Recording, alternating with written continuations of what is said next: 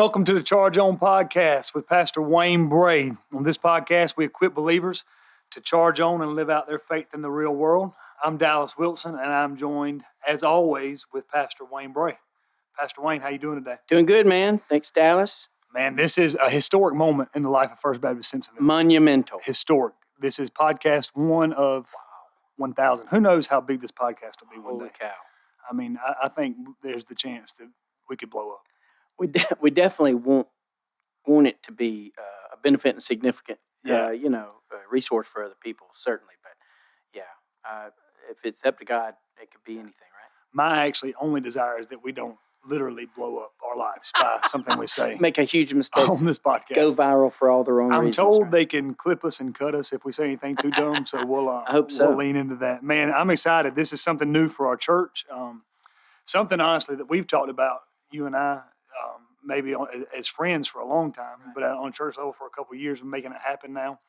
And it's the Charge On podcast with Wayne Bray. I think, a lot of the goal behind this is that from a pastoral standpoint, even from a friend standpoint in my life personally, but from a pastoral standpoint, there's been so much benefit that I've had from just being pastored by you. And I know people at First Baptist Simpsonville feel the same way, Upstate Church feel the same way. So we want to just have another avenue to get your voice out there in that way. So that's kind of what we're doing. The name of the podcast, all right, people, it's a pretty interesting name. People are going to have questions. I feel like people who know you well are not going to have any questions about where this name comes from. But the name of the podcast is Charge On, all right, Charge On. And in some ways that's evident. I mean, we want to help people charge forward, right? Faith, ministry, mission, family.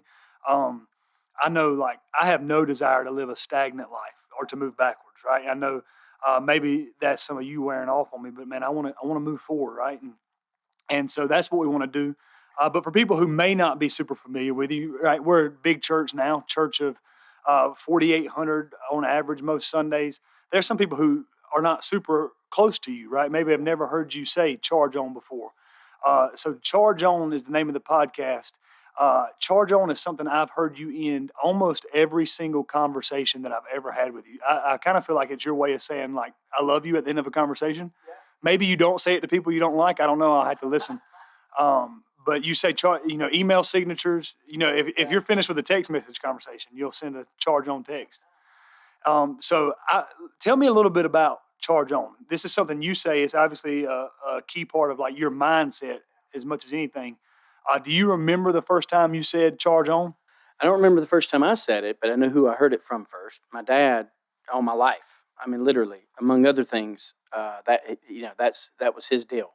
So you could even say I stole it from him. But he rubbed off on me. My dad, who's about to turn 83, been in ministry my whole life. I was literally born the son of a pastor, and that was his outlook, man. So the whole idea, Paul in Philippians talks about, press on toward the prize. Right. I think that heart of that is just never quit. Keep pushing forward. And I don't want to be, a guy who's walking on a treadmill. Right. I want, because a lot of people motion is not momentum. Yeah, that's good. No, hey, motion is not momentum. I think that kind of brings to my mind. You remember the Rocky speech? You remember, life's about how hard you can get hit and keep moving forward. Right, right. That's the kind of mindset. And I think what's really cool about you, we're going to use this podcast today to just kind of introduce people to both of us, really, but to you and to me, kind of let's hear our stories. But I think what's really cool about you saying Charge On is that's actually your mindset in most of life. I don't know that I've seen you be still.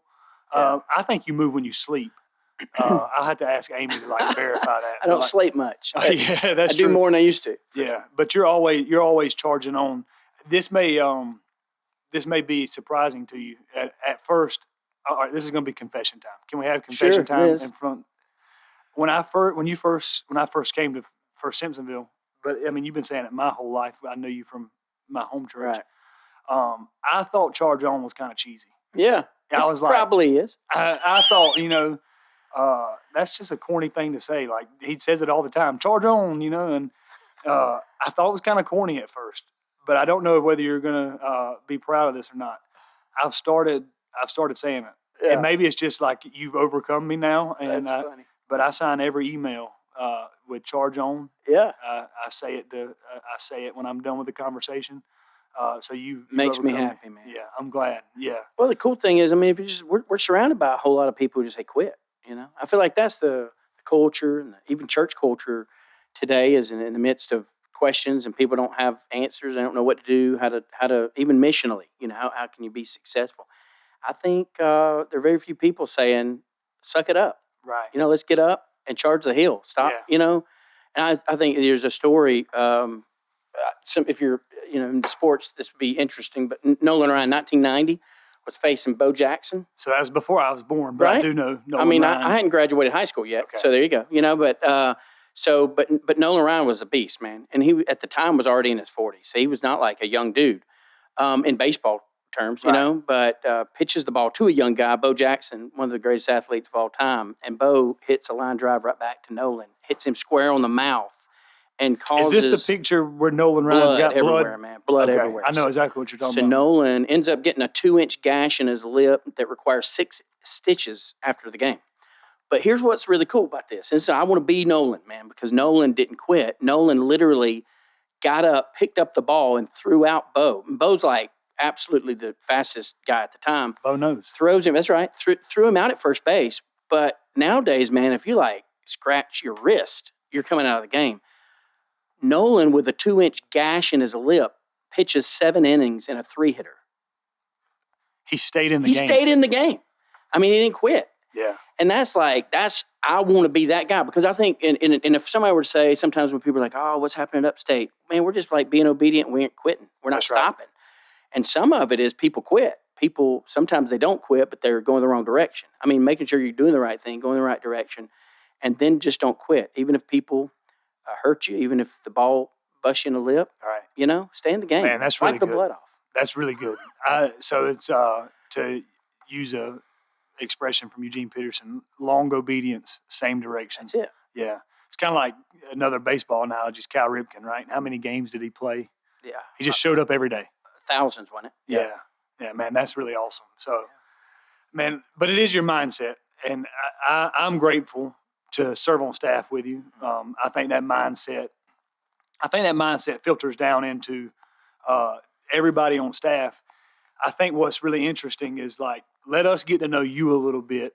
Let us get to peer into this mindset. It might be a scary place. Scary mind. Yeah, man. we'll see. Let's see how that mindset applies to the different parts of your life, because I've seen. I've been on staff here. I'm going into my 8th year on staff at First Baptist Simpsonville Upstate Church. I actually knew you before. You were my childhood pastor, Oak Hill Baptist Church. Great little country church in Millen, Your Georgia. grandmother was the chairperson of the search committee that called me your church. Yeah. It's So crazy. that church is still there. Church is still living on mission. But I guess I say that to say I've known you for a long time. Right. And I've seen Charge On play out in different avenues of your life. So I think I want to talk just a few minutes on, like, the different avenues where I've seen Charge On play out. Maybe like your pastor's heart, your family, how it plays out in your family. Maybe just for fun, you are a pastor. There's no getting around that. Sure. What would you be if you were not a pastor? You ever thought about this? If you were not a pastor, what would you be doing? How would Charge On be playing out? I don't. It's not an easy answer, because I can't hardly now even imagine it. But I dig, like, any kind of strategic initiative. I'm by nature just a vision type strategy guy. So I would love, like, I'm interested in like Braves, who, when they're drafting players and when they're moving guys through the farm system. I dig, like, the whole general manager of, like, that kind of organization. Right. I dig that, because it's like putting the pieces together in our staff a lot of times. It's really, in a large way, it's like Romans 12 thing of finding the parts of the body that actually make up the right, the efficient and the effective function. And I've never thought about it. You're kind of a general manager of a team. I don't really, most people would hate that analogy from a spiritual perspective, but there are definitely commonalities. I would even say college football coach. Right. There's a lot of things. Everything, when you're winning, you're everybody's favorite, man. Yeah. But you lose 2 games, they want you fired. Right. It is kind of a weird thing sometimes where, in spiritual things, obviously, as a shepherd. And so God's given me a shepherd's heart. But there's no doubt some of those parallels overlap, about managing a team and leading the team. It's funny a little bit because knowing you as well as I know you, and maybe other people will get to know you a little bit better over the course of this podcast, right? But there's no doubt in my mind, like, you could actually do a number of things. Like, you're skilled in a way that maybe even not a lot of preachers are. It makes me think of a conversation I had with one of my good friends in ministry, Jeremy Lindsay. He's down in Millen, where Oak Hill Baptist Church is. He pastors a different church there, but it's a great church, Connection Church. Right. And we were having this same conversation one time. What would I do if I were not a pastor? Yeah, what would you do? All right. You know what he said to me? What? So I don't have a lot of skills, and he said, you can preach, and you're a pretty good shot. I grew up in like country, so like I'm a pretty good marksman, I guess is the appropriate term. He said, the way I see it, you can preach, or you can join the military or the circus. And so you could have a hunting show. Maybe so. I mean, but I'm kind of jealous to hear you talk because like you got all the options in the world. I can preach. That's all I got. But you're a historian. People don't know that about you. You love history. I do love history. I'm even in school right now, studying like cultural evangelical history. So, but I mean. So you have a doctorate and you're still in school. That's what you're saying. Yes, because I'm insane. But here's the thing that people also know. Being a historian doesn't pay the bills. You know what I'm saying? Yeah. So, this is weird, but I'm not a historian at all. Like, so the cool thing is like you're an expert. I really do mean that in a lot of things past, which I'm not. But I literally look ahead. So like it's to a fault. If I'm not careful, I forget the steps in front of me. And I'm way down there. So anyway, that's you kind of like tunnel vision sometimes? Yeah, for sure. Yeah. Through a telescope, not a microscope. Right. So you're tripping over your own feet. What's that? You're nearsighted? You can't. For sure, I guess. I'm not sure. I don't know. It's one of those. Ask Amy later. It's one of those for sure. Hey, let me ask you this. You said I got a doctorate, but let's not sleep on you over there. I mean, you're also got a doctorate. As a matter of fact, here's what I think people should know. You have like 5 different degrees from 5 different accredited seminaries? 4 different schools. Yeah. Okay, yeah. So I got 2 undergrads from New Orleans and then went to, when I was at Oak Hill in South Georgia, I drove to CIU in Columbia, which seems like totally out of the way, but it was the closest ATS accredited seminary. Right. So I drove every Monday and took 9 hours of class on Mondays at Columbia and got my Master of Arts Theology there. Then did my Liberty Master of Divinity while I was at Millen as well. Right. And it wasn't until I went to Beulah in Atlanta where I got my doctorate degree from Southern Seminary. So, I mean, you were young when you were at Oak Hill, though. How old were you when you were called into the ministry? Man. So it was 1994. I think I was 22, probably, right at 21, 22 when God called me to preach. 1994? 1994. Baby. Also my birth year. Hey, there you go. Are you older than me? This is a great year. I'm just a little older than you. I'm almost old enough to be your dad. Hey, but you don't have any gray hair. You're looking great. And no product. Oh, man. Yeah. That's awesome. Pretty amazing. Well, not everybody can say that on our staff. There are some people, not naming any names. Are we looking into the camera as we say Wes and Dustin's name right now? I don't know about Dustin. You think Dustin, no product? I think he's natural. All right. If you're on the YouTube, why don't you leave us a comment? Why don't you tell us whether you think Dustin has product or no product? We're interested. We got to know. The people want to know. We'll ask Dustin later. That's right. Hey, but as far as like your call in the ministry. Yeah. So I'm interested to hear how that went for you because I know for me personally, all right, I was called into ministry. I think I probably knew my senior year in high school that I was being called. I fought with it for a little over a year, really hard. I mean, I didn't want to be a preacher. I wanted to be anything but a preacher because I thought preachers didn't make any money and weren't important. And it turns out I was right. No, I'm just kidding. I'm just kidding. 50% of that, at least not. I just really struggled with it to the point where I changed my major 10 times as a freshman in college. Maybe not 10, but it was a lot. It was to the point that Jenna, my wife, actually looked and said, "Hey, don't tell me if you change your major again." And you're driving me crazy. Yeah, I really was. And I remember just surrendering to it one day, just like realizing, like, God, I'm not going to be happy unless I do what you tell me to do. Yeah. So I'll do it if you want me to preach. And I called her and I said, Jenna, I think God's calling me to preach. And I'll never forget, she said, well, I've known that for 6 months. I've been waiting on you to catch up, which is the course of our relationship. She's always, waiting on me to catch up. I was like, if you told me that 6 months ago, I'd have known too, Save some time. Right. But so I guess when I was called into ministry, I felt a lot of tension. What was that like for you? Was that like an easy yes, or did you want to be in ministry? Your dad was a preacher. He was. Last thing I wanted to do. Okay. I didn't want to. I tried to see Dad get hurt. Okay. He'd been a pastor my whole life. I'd seen him do well too. Super successful, most evangelistic human being alive. My dad, still today at 83. But I didn't want to be a pastor. He was my hero, but I didn't want to do it. Number one, I didn't think I was. Nobody is, but I didn't think I was qualified or good enough or whatever. But then I saw how mean people could be to pastors, to be honest. And my experience hasn't been as bad as my dad. And maybe it's because I'm meaner than he was. I'm not sure if that's true. But I didn't know Phil when he was like prime Phil. Yeah. You know what I mean? Yeah, So maybe so, but Phil's not mean at all. Dad, I've got some of this in me, but Dad believes in everybody and he doesn't think bad of anybody.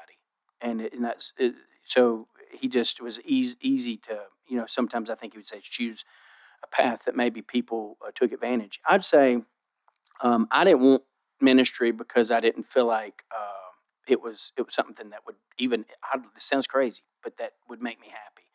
I ran from it. I didn't want to be in ministry. I wanted to be a businessman. Okay. Whatever that looked like for a guy. Actually owned a business. I did, but I was not even honestly, I wasn't smart in my own mind, book-wise. At high school, I was not a good student.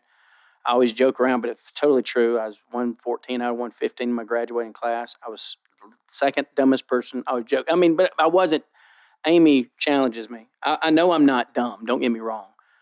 But I was unmotivated, and I didn't care. I did not care. All I cared about was money, and the only reason I cared about money back then, to be honest with you, is because I felt like girls, and I was just kind of motivated by all the wrong things.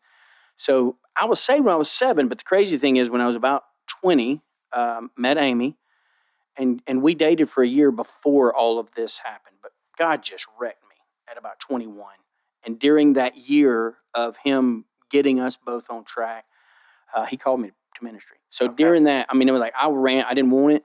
I was doing everything I could do, and I had my business at the time. But long story short, we got rid of all that. We just sold it. We gave it away basically, and moved eventually. After we were married, moved out to New Orleans and away from our family. Everybody we knew, and just went head first, man. I know this. I think I hope, man. Part of the hope is this, that we can just connect more with people in our church, connect more with people in the other state. But I think it's really that you just kind of glossed over New Orleans. Like, move 9 hours from all your family to say yes to God. Yeah. And away from mom and dad. Right. Because you were ministering with your dad. Yeah, I was on staff with my dad full-time. I was full-time at New Antioch Baptist Church in Rome, Georgia. And I was the youth guy. I was youth evangelism and education, pretty much everything. Unlock the doors, everything, But, God called us, and it was so clear. We had a 3-month-old baby boy named Will. Yeah. And I lived a mile and a half from my mom and daddy in a perfect little white house, 2-bedroom house, picket fence, literally. And it was legit, man. It was like, this is what we wanted. Right. And God said, give it up. And so, I told the staff yesterday, really the whole Christian life is about a series of choices. We're always choosing to lose. We're losing something every choice we make. And so at that point, I think it's the point we're all at some point. And that is like, what are you willing to lose to choose Jesus? So if that was what it was. Yeah, and somewhat I connect with that on one level because in some ways that's what coming to First Baptist, Simpsonville Upstate Church was for me and Jenna. We moved, we had a 2-year-old at the time, a 2-year-old girl named Danny. Danny's now 9. But she had never stayed with anyone but Jenna's mom. Wow. A day in her life. And y'all were surrounded by your family. Yeah, family. And Jenna, honestly, I'm not afraid to say it on the podcast. Like, when we first got married, I made $15,000 a year, and she made $125,000 a year. And so she had a great job. So what you're saying is you were eye candy. I think that was my only use, yes. There are some days where I'm not sure I've even been promoted. She was your sugar mama? Yeah. Is that what you're saying? I think that's what she would say, yes. That's funny. But man, like, she had a good job, Yeah. Super successful. Yeah, she was a Pharmacist, pharmacist. right? And so like to say yes to God involved even stuff we didn't realize we were giving up at the time. Right. And She was leaving her profession, yeah. secure profession. Yeah, because now she's a 6th grade science teacher, which I don't know if people know it doesn't pay the same. Not the same Salary. Not quite the same. Yeah. But I mean, I think that's even a benefit of hearing you say that all the time. Like saying yes to God sometimes costs us something. Yeah, maybe all the time. I feel like I've never said yes to God and it not cost me something. In the short term, I might have even felt like it costs you something that hurts. Right. Yeah. And the reward's always better. Always. On the back end. Always. Yeah. At least eternally. Yeah, man, that's awesome. I want to, and that even kind of goes into what charge on is. Even when it costs something, even when it hurts, like go forward, follow the Lord, do the right thing. I think about that in terms of like Abraham. Sometimes he had to walk with Isaac up the hill, knowing what it was going to cost him. Yeah. And so like you've just been a model of that for our church, and you keep that. I think you keep that before our church really well. You say this all the time. When you say yes to Jesus, you say yes to a cross. Yeah. If you're following Jesus, that's where he went. Right.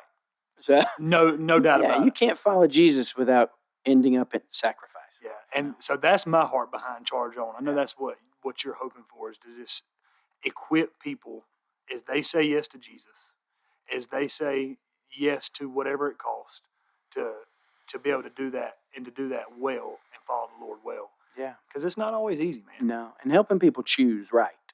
Because like part of the whole Charge On, I could be really guilty of going 100 miles an hour in the wrong direction. I heard somebody say years ago, direction determines destination. That's simple, silly stuff. But I mean, so you got to make sure you're headed the right way before you charge on. Yeah. Or you have to come back and backtrack. But it's even when you're going and you're progressing, you're doing what God called you to do. There's distractions along the way. There's never not a choice. I read a story not too long ago about a guy. It was in June. An 87-year-old guy. Shared this with the staff yesterday too. 87-year-old guy from Vermont was driving down I-95 in Florida. Do we know why he was in Florida? I'm sure vacation. Had to have been a vacation. They didn't say. But 87 driving in Vermont by himself is kind of a strange story. It was interesting. All right. But the dude on I-95, it's totally Google it. You'll find the news article. And the busiest guy, interstate. Yeah, guy sees a turtle crossing I-95. And I've done that before and like straddled the turtle or like dodged the turtle if I made sure nothing was around. You're not a turtle killer. No, my dad totally taught me though, you really just need to hold the wheel. Right. Because otherwise you could cause all kind of mess and wrecks and stuff. So even a deer. Better to hit the deer and ruin your car than to try to swerve and hit the ditch. And I think that's kind of similar in this case. This guy stops his car in the middle of I-95. 87. I don't know if he was, somehow he wasn't thinking straight or what. But as he stops the car to get out to get the turtle, in the process of picking up the turtle, it caused a multi-car pileup. Right. And he ended up losing his life. And ironically, the turtle he was going to save died too. It's a pretty bad story. It's a terrible story, but it's what we literally focus a ton of time on picking up turtles. We get distracted. So when we think about, okay, every time we choose, we lose. We got to make sure we're not choosing turtles. I mean, I know it's kind of a little bit of a weird story to use, but I feel like, the destination is what he was headed somewhere. Right. And he didn't get where he was going. That's good. Because he stopped to pick up a turtle. And as much as we love turtles, sometimes, especially in Christian ministry, if people wonder, why has the church got to do this? Why are the leaders leading us this direction? Or maybe a pastor saying, what should I do? Don't stop to pick up a turtle. Yeah. And it costs you the destination God called you to. That's really good, because I think about, just apply that to like the normal believer right now who's living their life. How many people are forsaking the God thing in their life for the good thing, right? I think this is what's hard for me about being a Christian, is there are a lot of things that are good, that are not necessarily even wrong, right? But when those things become primary, you miss out on what God has for you. Absolutely. Do you think so? Like, that's kind of like you're even kind of expressing like what charge on means in like your pastoral heart. Yeah. Do you think like helping people live out mission, is that like what you love about being a pastor more than anything else? That's like number one. And I would just say pastors. I have a really hard time. I mean, I want to write books for for believers, like for general population of the congregation. But generally when I start trying to write a book, it ends up being for pastors. I wish I wasn't that way. It's really a problem for me. But it's like I have such a heart for pastors, and it's a lot of frustrations come to the surface pretty quick if I start talking about it long. But like I just be honest, you know this because you were there. I'm a small church pastor. Right.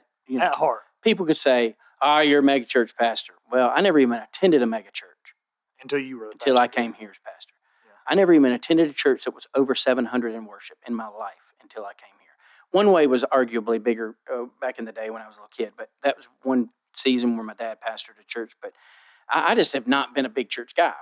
But yet, here's the weird thing: a lot of times, small church pastors, it's very difficult because they have preconceived ideas of what larger church pastors, and then some larger church pastors fulfill the stereotype, and they're just arrogant jerks. And I genuinely don't want to be that. Right. But I think it's really hard to overcome that. And so my heart for pastors is to try to help them charge on and not become super discouraged in the middle, because I've been there. I mean, and I know the tendency. And problem is, I think in our church culture right now, we got even experts and a lot of people that would probably say, hey, my goal should be to, affirm your struggle and almost like coddle you. That sounds really tough, but like, and empathize with your problems. I would not have wanted that when I was a pastor of a church running 100. Maybe not even have needed that. No. Right. In fact, it would have offended me. Right. It would have super offended me because I wanted somebody to say, charge on. Right. I want somebody to say, hey, let's go, man. You got this. God's call on me at Oak Hill Baptist Church with 100 was just as important as God's call on me at Upstate with 4,800. Just as important. No value difference. Right. And I think that when people get adversarial, that shows they're the ones that see the difference, not me. But I would say from the average person, I want them to fulfill the purpose God has for them too. I want our people in the seats at Upstate Church. I want for people across the country who might happen upon our podcast to be encouraged and not quit. Get back in the game, You talk about like not being coddled. So we live in 2025, and it's the most therapeutic time in the world. Big time. Yeah, it's all. We get talked into being discouraged. Right. Yeah. Legit. It's so funny. I actually saw this clip the other day on social media, in which I actually don't spend a ton of time on social media. I had to keep the apps off my phone because I have a super addictive personality. Right. And all of a sudden, I'm just scrolling Instagram on 85, which is now illegal in the state of South Carolina. Right. It's a good rule. Yeah, it seems pretty fair. I'm not mad at the law, actually. But I saw this clip the other day, and it kind of speaks into that. It was actually John Piper speaking at John MacArthur's funeral.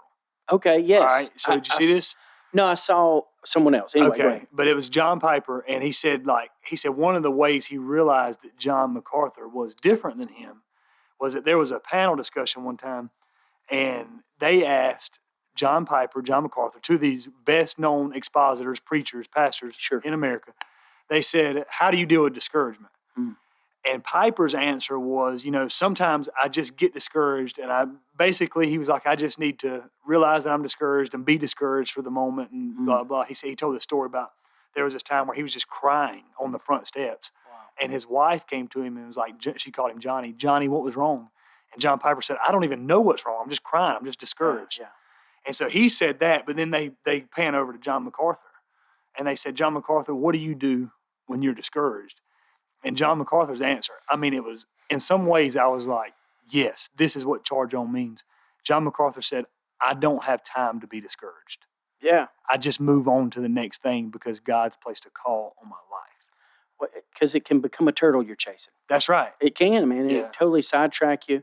You can let discouragement be a purpose. 100%. I'll give you an example because the guy I thought you were talking about is Alistair Begg. Alistair Begg spoke at that same funeral. Yeah, for sure. And the wild thing is that there was not really a massive problem between MacArthur and Begg, but there was like a cultural issue because of some things Begg said. And people were shocked that MacArthur had asked Begg to speak. My whole point is the church culture chases turtles, and honest to God, we're sidetracked from the mission, and that is super frustrating. I just feel like I wish everybody would just have this heart of, I'm just going to trust God. Yeah. It's like Philippians 3, the whole thing of I count it all loss. Paul wasn't just blowing smoke. Yeah. He legitimately said, I count everything that I have accomplished, every accolade, every achievement. It's all junk. It's trash next to Jesus. And so it's the same kind of vibe when Jesus said that about unless you hate your mom and dad. He didn't want you to hate your mom and dad. The whole point was it's all trash in comparison to what we're called to. But yet we get so distracted by the trash. We're trash men. I mean, we literally pick up junk instead of just running toward the destination God called us to. So anyway, that's charge good. on. Keep going. Don't get distracted by the enemy's tricks. Let me introduce attention into the mindset. All right. Mm-hmm. So and I know this is who you are. You've just like admitted it to whoever's watching this podcast, whoever's listening to this podcast. It's probably gonna be like 3 people. I hope it's a lot more. Maybe 5. Yeah, my mom and dad will be. Okay, well, Jenna might listen to it, so maybe we're up. So you've admitted to everybody listening to this podcast, like, man, I want to keep moving forward. We don't have time to do stuff that takes us off track. Like even sometimes you can become too focused on the future, right? Mm-hmm. But at the same time, there's a tension of moving forward, but not leaving behind what God gives you. Yeah. All right. And so the way I just want to introduce this tension because I want people to understand how you deal with this because I know this is one of the most valuable lessons I've learned from you over the past 7 years, now going into 8, is how do you charge on but still honor not leave behind what God's given to you. The example I have in mind is family in particular. Yeah. So, man, like if anybody knows anything about you, like you are a family man. Mm-hmm. It's one of the reasons why at Upstate Church, like I never feel any hesitancy to take the day off to take care of a sick kid, or to go and help my wife with her classroom or any of those things because I've actually just followed your example to take care of my family first. You'll never be a better dad or husband than you are. You'll never be a better pastor than you are dad or husband. And you've modeled that for me. But do you just apply charge on to family and like, okay, that we're charging on together, or what is that? How do you think through that? I know what it looks like in your life, but how do you think through that? Yeah, I would say it is just I guess you could say who I am in that way because there are times obviously you keep pressing on. I don't care who you are, man. Pastors' families have trouble too. Pastors' lives aren't perfect. Oh, is your life not? It's not perfect, bro. And here's the weird thing. Like growing up, I grew up in the pastor's home where it was a glass house. And it was like, I feel like, looking back, and it's part of probably why I didn't want to be a pastor. My dad felt the pressure of having to live up to an unrealistic, to be honest with you, ungodly expectation of people who thought a pastor had to be perfect and his kids had to be perfect. I messed that one up. I mean, we weren't a perfect family, but we still always had to try to look at it. So I don't want to be plastic. So when I entered to preach, my whole thing was, God, I'll give you everything I got, but everything I got ain't right. It ain't perfect. I want to be the man you call me to be, but I don't want to be fake. That's good. I don't want people to feel like, oh, I am something I'm not. So when you choose to do that, every time you choose, you lose. When you choose to do that, what you lose is sometimes people thinking you're a hot shot. Sometimes you're being a celebrity guy because you're not trying to fool anybody. I'm not trying to be that. I don't want to be that. Because that's not who I am. Right. God didn't call me to be Adrian. He didn't call me to be Stanley. He didn't call, he honestly, I'm glad. I'd be terrible at that. That's Adrian Rogers and Charles Stanley for those who that's right. don't know. So, God called me to be me. And the best, if it weren't for that, you can't charge on effectively because you're not in the path, you're not on the track that you're made to run on. Right. I think a whole lot of people run on the wrong fuel and they're on the wrong road and they look great until they crash. Right. And so like how many times have we seen moral failures in ministry and you had no idea it was coming until the crash? Right. It's because they were faking it. So not their relationship with Jesus necessarily. This is definitely something that people who may not be really close to you, or for that matter, may not even be really close to me, would see. But this is actually something I learned straight from you. And this is how I kind of manage the tension of charging on, but not leaving behind what God gave me as most important as my family. So every Sunday that I've ever seen you come to church, you come to church with your family. Yes. You ride together. I mean, now you've got some kids who are older, obviously, that may drive. We may separate. be on 3 campuses at one time. Right. Yeah. But I have actually never seen you preach anywhere that Amy wasn't with you. Yeah, we drove 4 hours to a little town near Wilmington, North Carolina, Right. on Monday night, and Amy rode with me 4 hours one way, 4 hours back, and listened to me preach. Yeah. And so we've ridden to church together every Sunday that I can imagine. There might have been one or two where there was a Right. reason why it couldn't work out, but that's just we're together. And so the way that has shaped me, and like my wife may be listening to this, so like she'll know exactly what I'm talking about. We have pastors' friends, and there's nothing wrong with this Right. at all. It's just But we different. have pastor friends who, they'll go up to church, and their family comes later. And honestly, like as I think that through logistically, it would be far easier for me to do that on Sunday morning. I'd have extra Maybe prep easier time. for your wife. For sure, maybe so. Probably so. She would say that because she didn't have to wrangle the kids at church. She could wrangle them at home. Amy hears me 3 times. Right, yeah. Literally same message. And- I don't want to hear me 3 And times. it's not good enough to hear 3 times, Right, right? that's what I'm saying. I mean, no, it's great, but maybe not 3 times great. But me and Jenna make a conscious decision that, no, you're not going to stay home. You're going to come with me because we are charging on, but we want to charge on together. Yeah. And I think that's the one way that we manage to not, like, there's no resentment in my household about how hard ministry is or how fast we're running because we're running together. You know what I mean? 100%. And I think that's something that I maybe even picked up subconsciously for you. Like we're all there together. And even the kids, I mean, for the most part, I mean, God's actually even called two of my sons into ministry as pastors. And one of my daughters definitely senses a call in area of worship, and leads worship regularly. And so that's, that's pretty cool to see that they're not growing up resenting ministry either. They love it. They want to be a part of it. Because it's not been a negative thing. Right. So anyway. Man, what I know we've been talking here a few minutes, so we'll start like winding down. But the main audience that we are suspecting is going to be listening to this is upstate church members. Yeah. So I just want to give you an opportunity with your charge on mindset. What is it that, like, if you could pick 1 or 2 things, or maybe even just one thing, or maybe there's a list, I don't know, of things that are going on at Upstate Church right now that, man, you're just super excited about, like you just see the Lord moving. What excites you most right now? Well, Encounter, I mean, we've literally spent the whole day talking about the Encounter Initiative, what's going to be for 2026, 2027. People will be finding out about that in October, so you heard it here first. Getting pretty soon. And but yeah, that's probably what I'm most excited about. God's done some really crazy stuff, and we've grown like crazy. So I mean, I think a lot of people would think, well, that's the first thing you think about.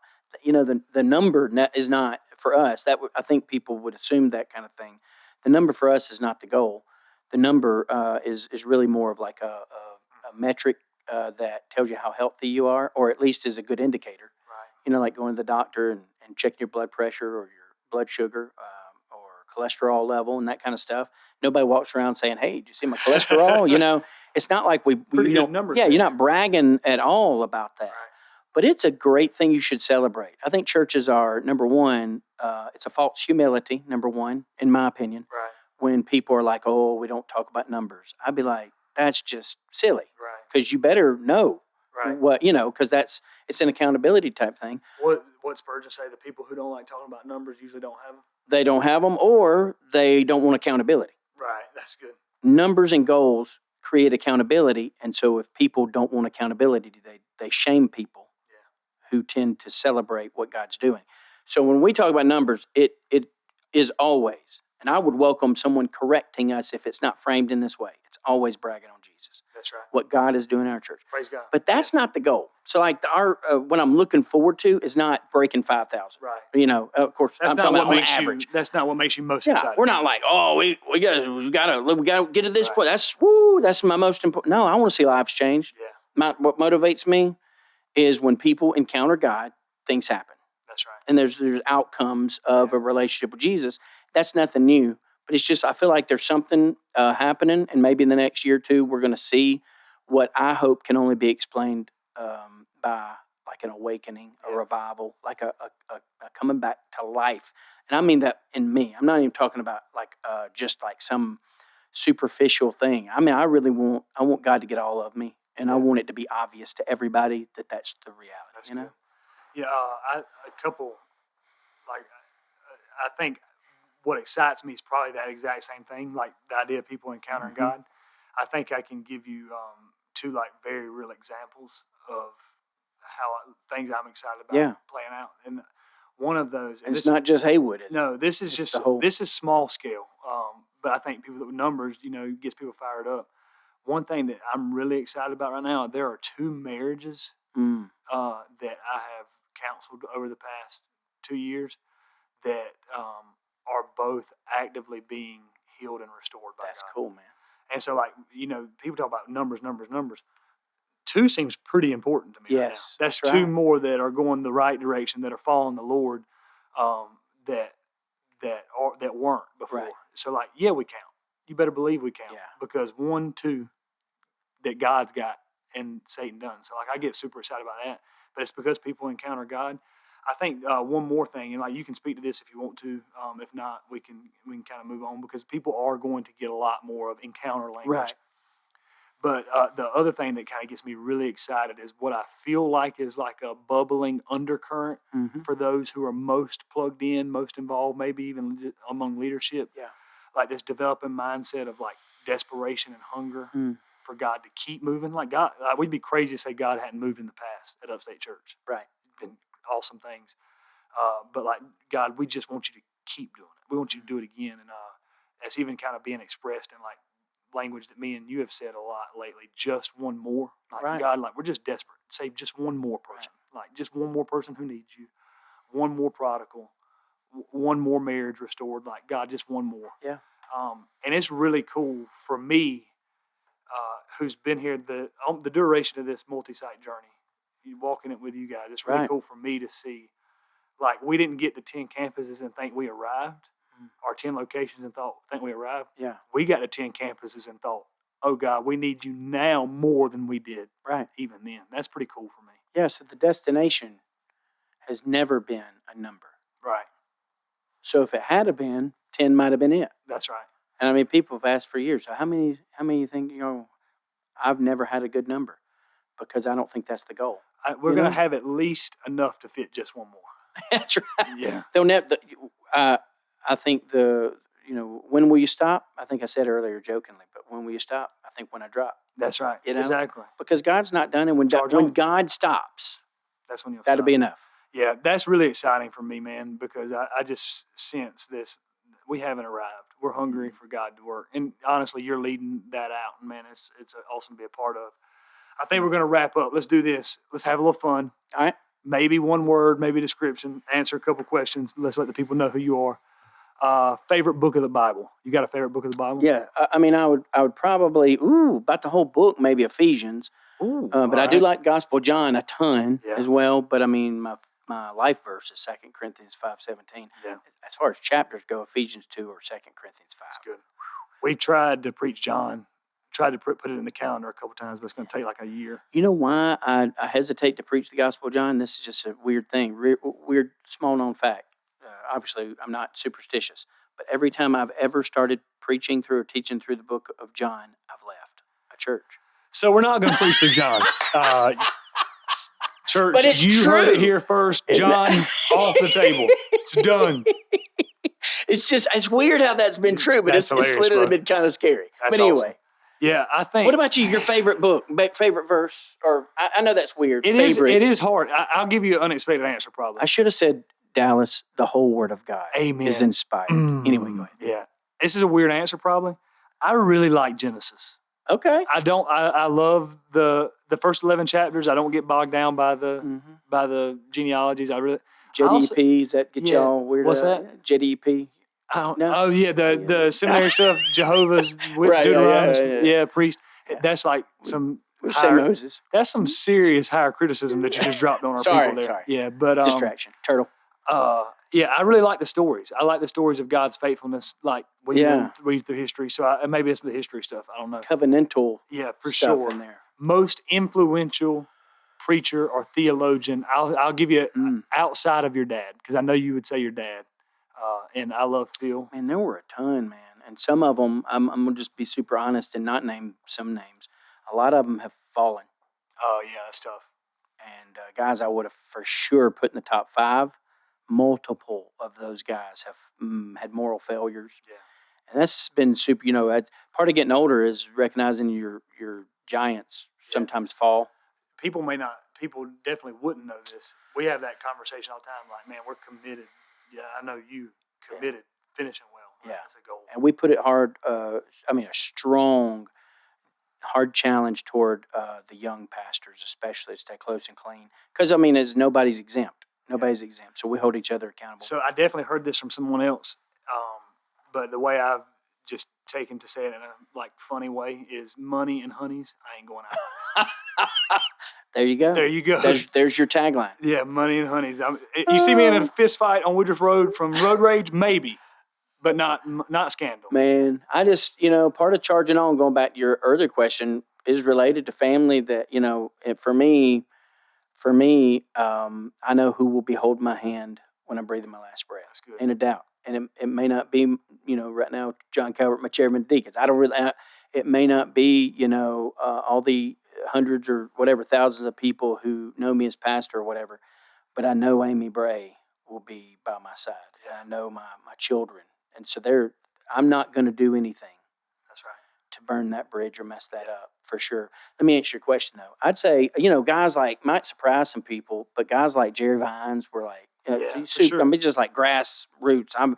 I'm very much old school back in the day, came up seriously, Southern Baptist, I would have been any of those guys. Herb Revis at North Jacksonville Baptist, one of the greatest preachers still today, but those guys are kind of, I guess, I cut my teeth on preaching. Those were the guys. But honestly, the older I got, I appreciated guys like Platt. I like John Piper is one of the greatest theologian pastors, preachers. I love to hear him. Anyway. Yeah, it's so I appreciate the conversation earlier. I know I like framing that way. Like the person who's going to be beside my bedside when I die is Jenna, for sure. So thinking with the end in mind. That's it. Man, that's good. Who are your influencers besides Jesus? Jesus is a big one, for sure. Hey, this is I'll take the asterisk out. I won't say you. I've learned a lot in the past 7 years. I think John Piper's probably the reason I wanted to preach, because John Piper preached, and man, he just said he helped me see something I didn't see before. And so I actually decided to preach because I was like, well, if I can do one thing with my life and help people see something from the Bible that they didn't see before, that seemed, you got 60 years that you can do this, maybe, and that seemed like a good way to run it out for me. Man, that's good. Yeah. And Piper owns it. For sure. It's who he is. I want to hear preachers who have wrestled with it and they own it. Yeah. They've eaten the word. I know that sounds a little weird, yeah, but you can't sell what you ain't bought. That's good. And Piper has always purchased it before he tries to sell it. That's for sure. And that's what I want to be. Yeah, that's good. Last question. If you had to use one word description that people had in the upstate of South Carolina to describe upstate church, what would you hope they say? One word. One word. I guess surrendered. That's good. What about you? I thought faithful. Faithful. Yeah. Man, they're just doing what God told them to do. Yeah. That's what I think maybe that comes from. That's good. Maybe that's what you want for your life, though. Surrendered, faithful. For sure. Man, I think we've come as far as we can go for episode 1. That's a lot for one, man. How do you feel? You feel good? I feel like it was real. Okay, well. For better or for worse, it is who we are. Well, I think the thing is, at this point, listeners, let us know if we still have a job after podcast episode 1. 2 may be worse. You might want to tune in, right? Hey, so I'll just say tune in to future episodes. Episode 2, I think you'll like this. Episode 2 is entitled Things I Learned from Wayne. Okay. I have a note on my phone called Things Wayne Taught Me. So if you want to know what is in the deep hidden files of my phone that Wayne has taught me, tune in for episode 2. Do us a favor. If you like the show, if you find it helpful, share it on social media. Be sure to post a link. Subscribe on YouTube. All those things that the millennials do. Do all that. Leave us a review. How does that help us, Dallas? Well, if they leave us a review, it sends us up on the Apple podcast charts, and maybe more people will. And when you share it, other people see it. sharing it on social media is a big deal because maybe people just give us a little bit of recognition out there. You know, we're not big self-promoters. But it helps people, other people say, who are these guys? Yeah, I want to hear what they have to say. So if you found it useful, be sure to share it. But I'll say this, until next time, charge on. Charge on, guys.